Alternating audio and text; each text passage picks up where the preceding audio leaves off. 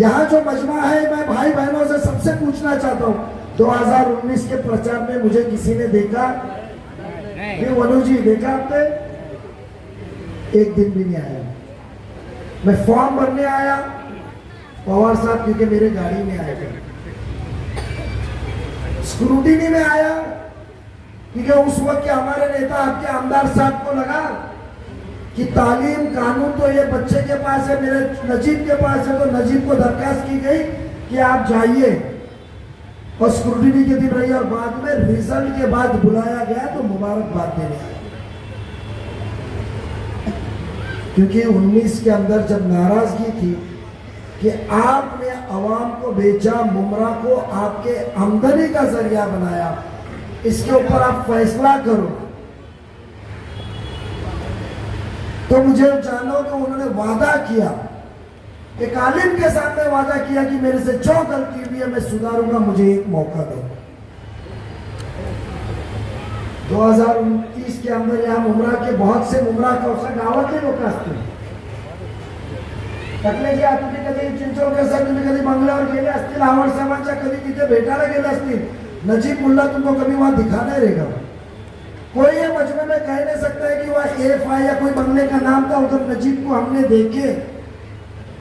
थाना के अंदर थाने महानगर पालिका की एक छोटी सी कुर्सी दिया, बड़ी इतनी सलाहियत दिया कि वो कुर्सी को ऊंचा मकान बनाया। गट नेता कोई पहचानता था, गट नेता ताकतवर बनाया, वहां से बैठ के आवाम की खिदमत किया।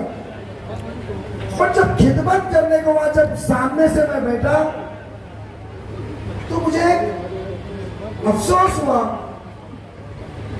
कि जो मुमरा गौसा के गरीब लोग थे, जो गरीब लोग थे, जिनके धोखादायक बिल्डिंग कमजोर हो गई थी, जहां इमारती पढ़ेला आए होते, उनको खाली करके अपने वर्तक नगर में भेजा था। ये बात याद है? जब मेरे माँ आते थे वहां बुढ़ापे में, वहां से आके बोलते थे कि हमको नजीब दोस्ती के अंदर शिफ्ट कर दो, हमारे भाड़े भरे हुए 12 साल से 10 साल से हम यहाँ भाड़े भर रहे। तो मैंने फोन उठा के पूछा कि दोस्ती में जगह खाली है? तो बोले हाँ।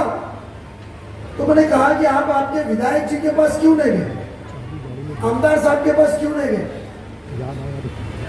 मैं नगर सेवक नगर सेविकों का नाम नहीं लूंगा, इनकी तरफ से सभागृह में आवाज उठाना था तो आवाज साहब का फोन आता था, यार मुल्ला यार मुमरा कौशल में मत गिरना यार, मेरे को तकलीफ होती है, मेरे को संभालने दे, भाई की दरखास्त है। तो मैं कहता था ये गलतियां सुधारो, ये काम करो। मैं इसके लिए आमदार साहब का नाम ले रहा हूं। तो कहा उन्होंने कि नजीब भाई हमको मुमरा से महापालिका आना, रामोड़ी आना पसंद है, हमको वर्तक नगर से महापालिका रामोड़ी आना पसंद है। 15 साल में हमारे आमदार का ऑफिस का ये तो बताओ। माँ जी मैं यहाँ दोपहर में मिलता हूँ, सुबह रामोड़ी में मिलता हूँ, आपका काम करके दूंगा।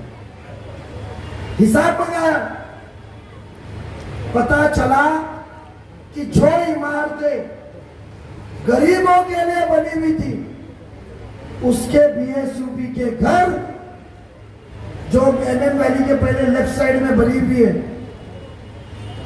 जैसा आयलाव कौसा के आगे जाएंगे लेफ्ट साइड में, और रेंटल हाउसिंग के घर एक अधिकारी ने इनके साथ बैठ के बेच दिया है। ये वही अधिकारी है जो दलाली का काम करके इलीगल बिल्डरों को धमका के रोज मफलर पिना रहा है। नईम खान साहब का वीडियो देखे ना, बेशक उन्होंने मफलर नहीं पहना, ये वही अधिकारी है। मुझे बताइए कि आज आपको वोट देने का 20 नवंबर को आपको आमदार चुनना है कि आपको दाल चुनना है? आमदार। आपको कौन चुनना है? आमदार जो आपकी खिदमत करे, कि आपको आपके कीमत लगा के आपको बेचे, वो दामदार चुनना है? बताइए मुझे, बताइए आप कि जो रोज टीवी पे चमकता है, जब हम उनको मुमरा में 15 साल का हिसाब पूछ रहे तो जवाब क्यों नहीं दे रहे? वो जवाब क्यों नहीं दे रहे? आज हम बीजेपी के हम उसूल पे कॉम्प्रोमाइज नहीं। मुझे बताइए, मैं एक सवाल आपसे पूछना चाहता हूं बहुत ही होश और आवाज में। आज आप टोरेंट से परेशान हैं?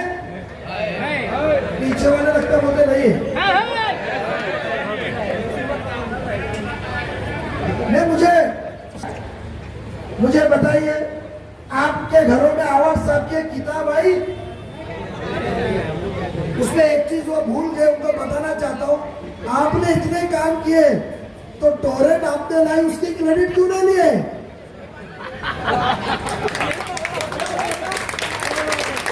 आवाज साहब के कोई कार्यकर्ता आपके बीच में आए ना, जो मित्तल के पैसे मिलने वाले तो वहां रुके, इलीगल बिल्डिंग बनानी है तो रुके हैं। उनको पूछो कि जब आप इसकी क्रेडिट ले रहे हो कि मैं किया, तो टोरेंट आपने लाए तो उसकी क्रेडिट क्यों ना ले रहे आप किताब में डाल के?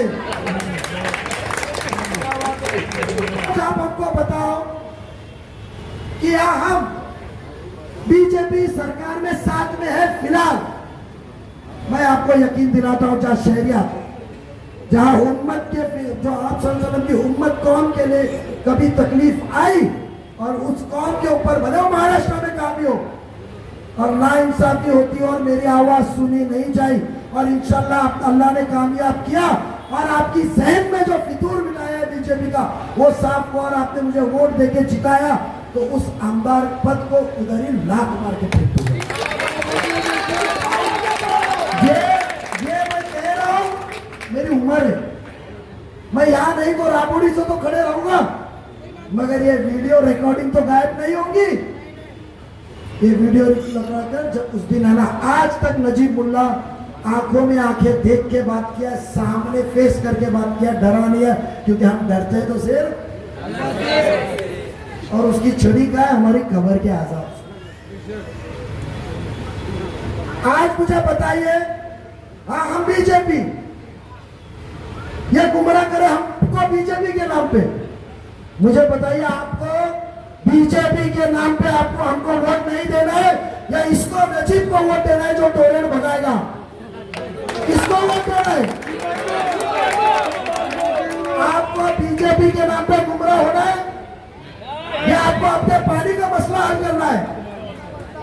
आपको बीजेपी के नाम पे गुमराह होना है या आपको प्लेग्राउंड चाहिए? आपको बीजेपी के नाम पे गुमराह होना है या आपको एक अच्छा हॉस्पिटल चाहिए?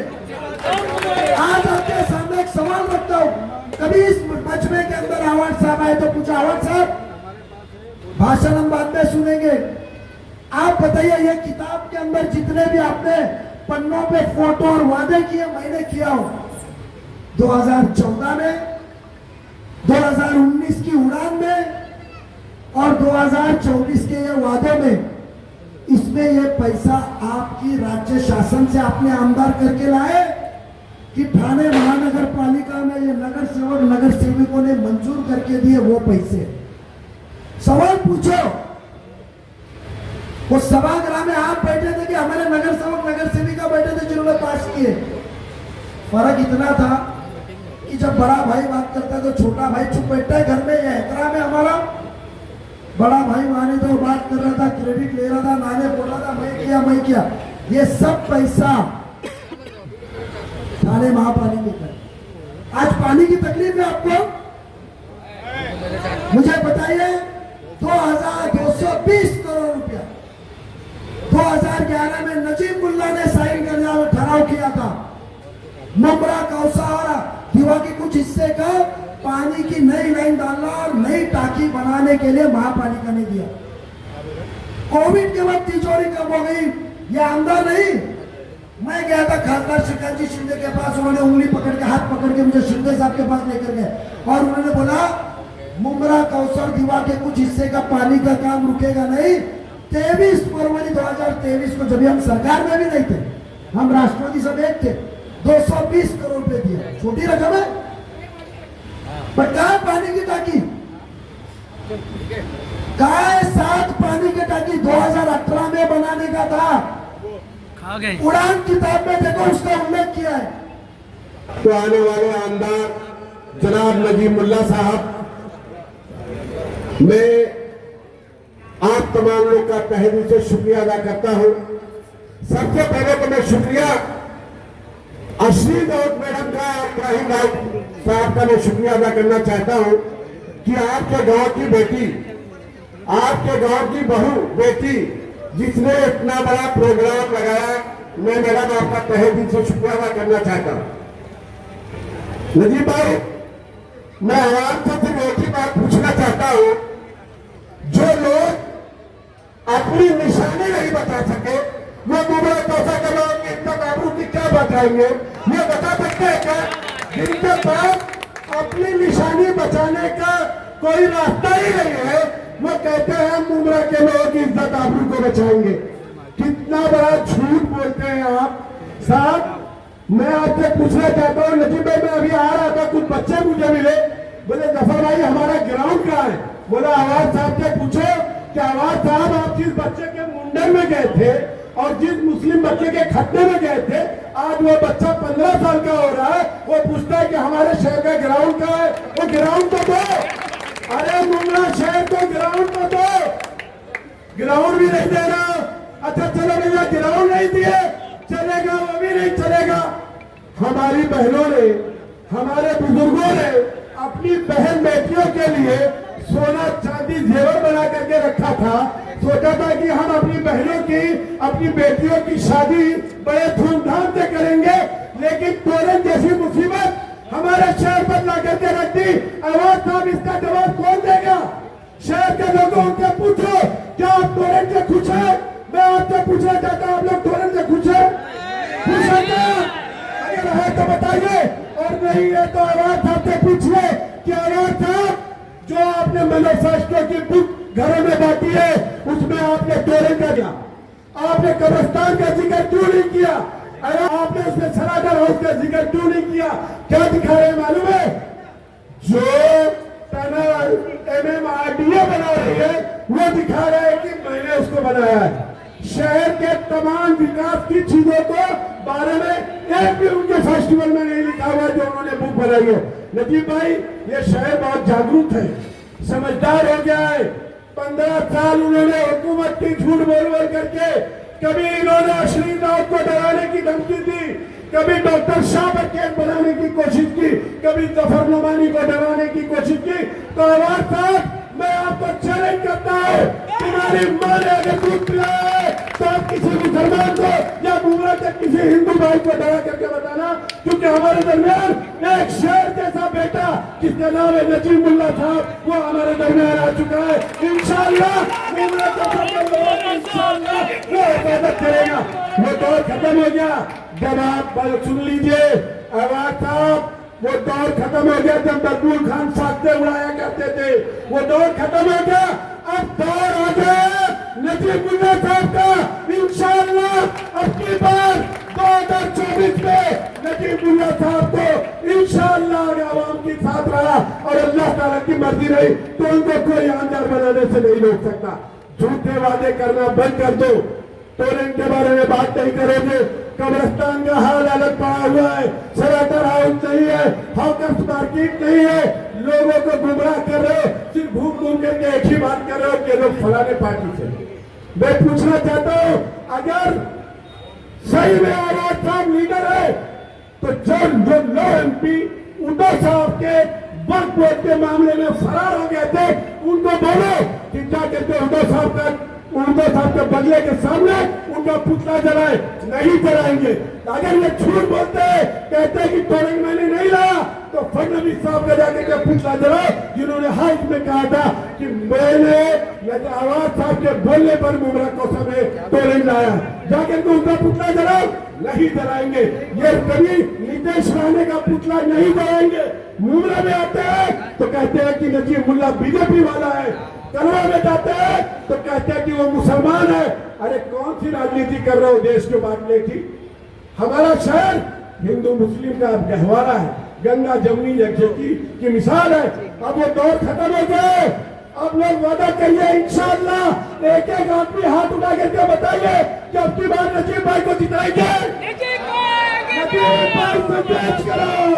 कर रहे हैं। अगर आपका भाई किसी मोहल्ले और गली में जाके ऑफिस खोलता है तो वहां के लड़कों के ये चंद सिक्कों पे बिक जाने वाले फरामोश लोग वहां जाके आपके भाई को रोकने का काम करते हैं। और कौसा मुमरा के तमाम गांव वाले भाइयों से मैं कहना चाहता हूं, एक बहुत बड़ा एहसान आपके भाई नजीब मुल्ला ने किया, जो एक उत्तर भारतीय हमारा दोस्त और नगर सेवक जफर नोमानी को जिस तरीके से रूता भाभी ने आके उनके वार्ड में उनका कैरियर खत्म करने की बात की, आज नजीब भाई को मैं चाहता हूं कि गांव के लोग जोरदार, जो उत्तर भारतीय समाज से जफर नोमानी साहब आते हैं, जो उनकी इज्जत, जो उनकी हौसला अफजाई की, उसके लिए नजीब भाई आपको बहुत बहुत मुबारकबाद। तो ऐसा नहीं है कि कलवा मुमरा ने ही उनको जो है पहला आमदार बनाया, उसके बाद भी उन्होंने अपना काम किया और कलवा से दूसरी और तीसरी बार लीड दी। दूसरी बार भी मुमरा ने डबल और लीड दी, तीसरी बार भी दी और मुमरा कलवा से चुन के आए। लेकिन जो काम करना चाहिए था वो काम को जिस तरह से अंजाम देना चाहिए था वो काम को उन्होंने पूरा नहीं किया। इसके लिए हमने जो उसे थोड़ी दूरी इख्तियार कर ली और हमने हमारा रास्ता थोड़ा अलहदा कर दिया। अलहदा करने के लिए हमारी कोई पर्सनल वजह नहीं थी, उसकी वजह जो हमारे शहर में जो काम होने चाहिए थे जिस तरीके से वो काम को उन्होंने फुलफिल नहीं किया, इसलिए अब जो है हमने हमारा रास्ता अलहदा किया। जैसे हमारे पास कई मिसालें हैं, अभी बार बार एक ही बात हम लोग कहते हैं। जैसे हमारे पास बड़ा एग्जाम्पल है टोरेंट का। टोरेंट कंपनी किसकी आप सबको मालूम है, बीजेपी की कंपनी है। दूसरा जो हमारे यहाँ पे सफाई जो होती है हमारे कौसा मार्केट में, मुमरा में, और ये मुमरा कौसा में ही प्राइवेट सफाई का काम होता है, कलवा में नहीं होता। जब बूढ़ा होता है तो अल्लाह ताला की तरफ से निशानियां रहती है, कानों की झुर्रियों को होना, बदन के चमड़ी को ढीला होना, आंखों की रोशनी कम होना, तो समझने का ये फरिश्ते आने वाले, ये उन्होंने काम किया है। अभी तुम्हारे फरिश्ते आने का टाइम था, तुमने गलत काम किया है। मैं तो कहना चाहता हूँ, यहाँ बैठे हुए बुजुर्गों से कहना चाहता हूँ, इस सच्चाई को समझिए। 52% आपकी हिस्सेदारी है, उस हिस्सेदारी पर डाका डालकर कोई आदमी सेकुलरिज्म के नाम पर तीनों इलेक्शन उसने हिंदू मुसलमानों के बीच में बांटकर और अपने आप को सेकुलर बता कर जीता, उसी शिवसेना की गोद में जाके बैठ गया जो 92 के फसादात में जिनका किरदार सबके सामने और इस शहर की बुनियाद इस गांव के लोगों ने जिस तरीके से 92 के फसादात के बाद लोगों को अपनाया, जो मोहब्बत दिया, उसी नजीब भाई ने जब एक लीडर बना के मुमरा कौसा को दिया, जब उसकी जरूरत पड़ी, चाहे वो मेयर का इलेक्शन था, उसमें भी कहीं ना कहीं इन्हीं का रोल, इसी सेकुलरिज्म के नाम पर उसी कांग्रेस के लोगों ने आपके भाई को मेयर नहीं बनने दिया। लेकिन आज मौका मिला है आपके समाज का, आपके बीच का, इन नौजवानों का भाई, बुजुर्ग जो उसके ये बहनों का भाई, आज आपको एक चांस मिला है। 52% आपकी अक्सरियत है और डेवलपमेंट के नाम पर जो विकास की बात करते हैं, उन्होंने डेवलपमेंट का पहला डेवलपमेंट ये हुआ है कि उन्होंने मुमरा कौसा के लोगों को बेचकर मुमरा के कौसा के लोगों को टोरेंट दिया। नजीब भाई का मैं तहे दिल से इस्तेमाल करता हूँ। और भी लोग जो बोलने वाले हैं और मुझे भी बकायदा को अपने सामने रखना है, इसलिए मैं ज़्यादा ना बोलते हुए सिर्फ चंद लफ्ज़ों में अपनी बात को शुरू करूँगा। अब मैं जिसके लिए बोल रहा हूँ वो भी समझ जाए और जिनके लिए बोले जा रहा हूँ वो भी समझ जाए। वो क्या रखेगा जिंदगानी अपनी संभाल कर, जो जी रहा है जख्मों पे अपने तेजाब डालकर। तुमने ये एतबार हमारा नहीं किया, हमने तो रख दिया था कलेजा निकाल कर। तो मेरे भाई, हमने कौसा गाँव वालों ने उनके लिए किसी बात की कमी नहीं की। हर बार उनके लिए आगे बढ़ के हम लोगों ने कोशिशें की है और हमारी तरफ से उनको वन साइड वोट देते हैं। लेकिन हमारे साथ में आज सौतेलापन हो रहा है, हमारे साथ में इस तरीके से जो भड़का हो रहा है, इन सब चीज़ों को ध्यान में रखते हुए आज असीम मैडम, इब्राहिम राउत और ये लोग क्यों अपने आप को इस तरीके से उनसे अलग करके हमारे नजीब मुल्ला के साथ में गए हैं। इस चीज़ को ख्याल में रखो और अपने तरफ से ज़्यादा वोट घड़ी पर डालकर नजीब मुल्ला को कामयाबी देंगे, इस चीज़ का आहद करते हैं इंशाअल्लाह। आगे भी हम मेरे साथ में बोलने वाले कुछ है। जय हिंद, जय माता। बहने सभी को मेरा सलाम। मैं पिछले 15 साल से उसी पार्टी में उन्हीं लोगों के साथ में थी। मैं इलेक्शन भी लड़ी, काफ़ी कुछ हुआ, जैसे सबके साथ हो रहा है वैसे हमारे साथ भी हुआ। उसके बाद में अगर हम यहाँ पर आते हैं तो ये सोचने वाली बात है कि हम जिस धर्म से ताल्लुकात रखते हैं उनको छोड़कर अगर हम नजीब मुल्ला साहब के साथ, हमारे भाई के साथ यहाँ पर जुड़े हैं तो कुछ तो बात होगी बंदे में जो हम उनके साथ जुड़े हैं और इंशाल्लाह इनको हम जिता के ही रहेंगे, चाहे कितनी भी दुनिया इधर से उधर। अब इलेक्शन का माहौल है, ये तो चलते रहेगा, कुछ लोग यहाँ से वहां जाएंगे, वहां से यहाँ आएंगे और किसी के जाने से हम लोगों को कुछ फर्क नहीं पड़ने वाला है। हम सारे बहने जितने भी बैठे हैं सब हमारे भाई के पीछे चट्टान की तरह खड़े हैं।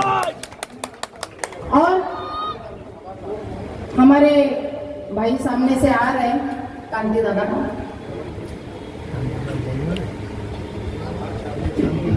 बैठिए बैठिए।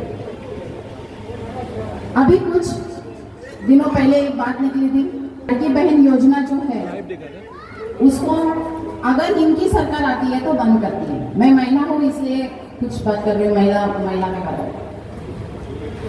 हमारी लड़की बहनों को अगर 1500 रुपए मिल रहा है तो इनके पेट में दर्द हो रहा है।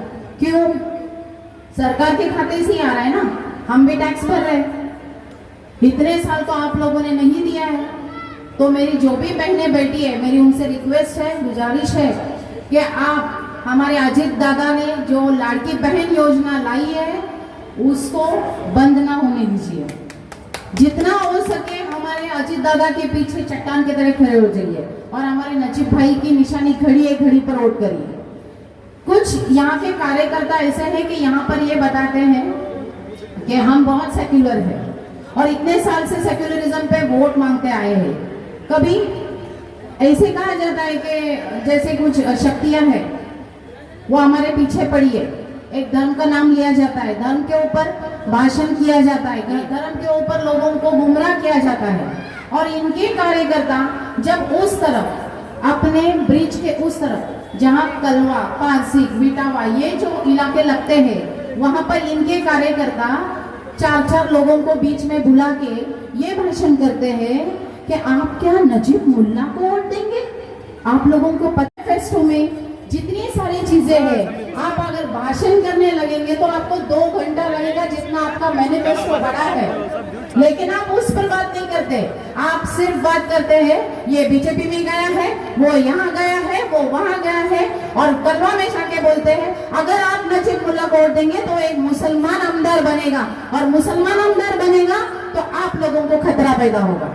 इस तरह से गुमराह किया जा रहा है। इसलिए मेरी आप सब से गुजारिश है, आप सब आपके मुस्लिम भाई के पीछे, जब हम गैर मुस्लिम होके उनके पीछे खड़े हैं तो आप मुसलमान होके उसका साथ दीजिए और इंशाल्लाह जीत नजीब भाई की होने वाली है।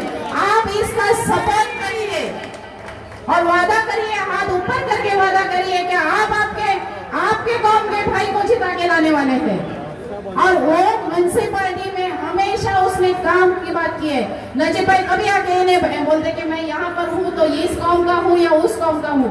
जब वो महाराष्ट्र लोगों में जाते हैं तो जिस तरह से पेश आते हैं वहाँ के मराठी लोग उनका वेलकम कर रहे हैं।